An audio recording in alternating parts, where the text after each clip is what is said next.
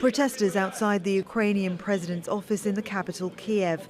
They're angry about an agreement with Kremlin-backed separatists in eastern Ukraine, which allows for elections in the disputed territory. They say it amounts to capitulation to Russia.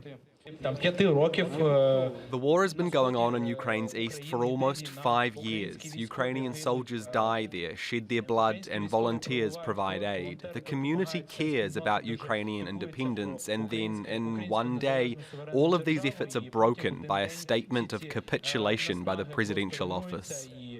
The agreement between the Ukrainian government, Kremlin-backed separatists, Russia and European monitors was signed in the Belarusian capital, Minsk.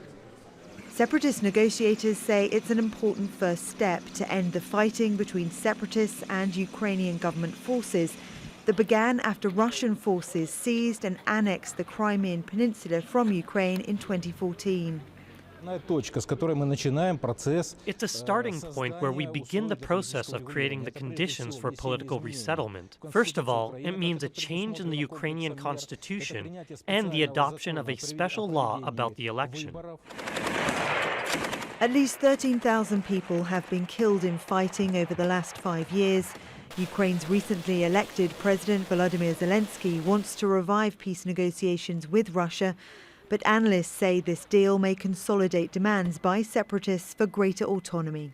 So you really can't have free and fair elections in eastern Ukraine under current conditions, and that's exactly what Moscow wants. It wants to use this process with what it considers a weak Ukrainian president who's growing more and more isolated from his international partners in the West, to try to take advantage at a very decisive moment and solidify the Kremlin's gains on the ground.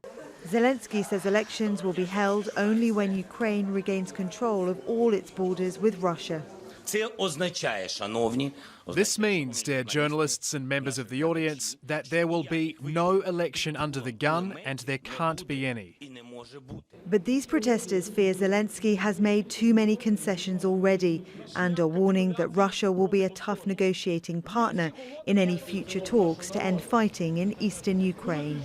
Victoria Gatenby, Al Jazeera.